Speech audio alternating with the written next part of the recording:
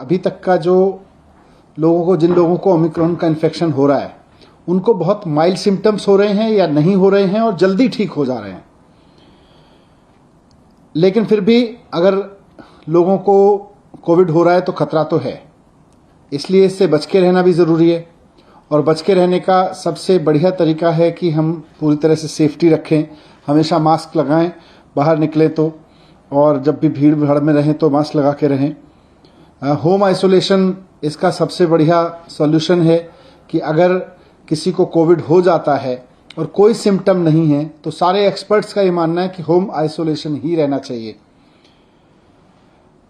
Hospital केवल तभी जाएं जब आपकी ऑक्सीजन लेवल लगातार डिप हो रही हो या आपको कोई परेशानी हो, तो आज भी एक्सपर्ट्स ने यही बात दोहराई। लेकिन बढ़ते हुए केसेस को देखते हुए सरकार भी इस बात को लेकर चिंतित है कि ये बहुत तेजी से ना फैले। इसको जितना नियंत्रित किया जा सके, क्योंकि इसकी कोई डायरेक्ट दवाई तो है नहीं, तो इसको जितना हम नियंत्रित कर सकें, इसके बढ़ने की स्पीड को जितना हम नियंत्रित कर सकें, उतना हम इसको ठीक से मैनेज कर सकते हैं। तो इसलिए आज डीडीएमए की बैठक में सरकार ने कुछ फैसले लिए। उसमें सबसे इम्पॉर्टेंट है कि दिल्ली में सैटरडे और संडे को यानी वीकेंड्स पर अब कर्फ्यू रहेगा। तो लोगों से अपील है कि कर्फ्यू के दौरान बाहर ना निकलें।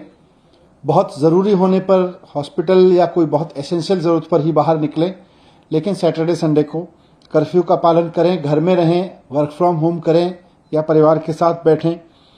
दूसरा, केसेस ना बढ़ें, इसलिए ये भी फैसला लिया गया कि जितने भी गवर्नमेंट ऑफिसेज हैं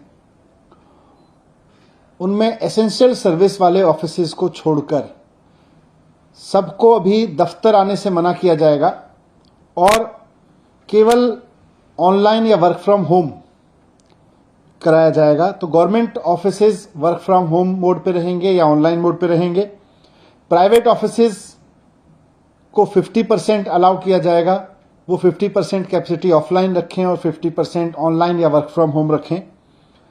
एक और समस्या अभी पिछले दिनों में आ रही थी कि जो हमारे बस स्टॉप्स हैं दिल्ली में, लोग क्योंकि किसी न किसी काम से बाहर निकल ही रहे हैं, तो जो बस अड्डे हैं, बस स्टॉप्स हैं, बस स्टैंड हैं छोटे छोटे, और जो मेट्रो के स्टेशंस हैं, वो सुपर स्प्रेडर बनने का खतरा आ रहा था, क्योंकि आधी संख्या कर दी गई थी मेट्रो में कैपेसिटी की और साथ साथ बसेस में भी कैपेसिटी की, वो आधी कर दी गई थी संख्या।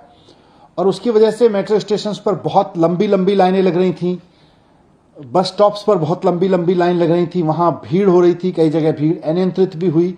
और ऐसे में कोरोना ओमिक्रॉन जो है वो सुपर स्प्रेड हो सकता है वहां से। इसलिए इसको देखते हुए ये भी फैसला लिया गया कि बसें और मेट्रो पूरी कैपेसिटी पे चलेंगी, लेकिन एक भी व्यक्ति को बिना मास्क के अंदर अलाउ नहीं किया जाएगा।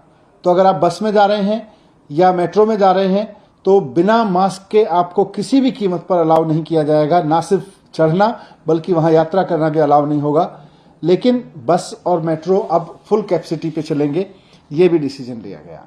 एक बार फिर से मैं कहूंगा कि घबराएं नहीं, घबराने की जरूरत नहीं है। मास्क को एक हथियार बनाएं, साथ साथ बहुत जरूरी हो तभी घर से बाहर निकलें, और जब निकलें तो अगर मेट्रो या ट्रेन से बस से जा रहे हैं तो उसमें भी ध्यान रखें कि मास्क लगा के चलेंगे। लेकिन सैटरडे संडे पूरी तरह से कर्फ्यू रहेगा। सर, कर्फ्यू रात में और दिन में उसको थोड़ा सा बता दें। नहीं, रात में तो लगातार चल रहा है, ये दिन में भी रहेगा। और इसमें एसेंशियल सर्विसेज के लिए किन किन कैटेगरी को आप लोग? एसेंशियल सर्विसेज पहले से पिछले 2 साल से लगभग चल रहा है। तो खाने से लेके और मेडिकल से लेके और पुलिस और इस तरह की जितनी भी चीज़ें हैं एसेंशियल सर्विस में, इमरजेंसी सर्विसेज में, फूड आइटम, सब्जी और ये सब को नहीं रोका जाएगा।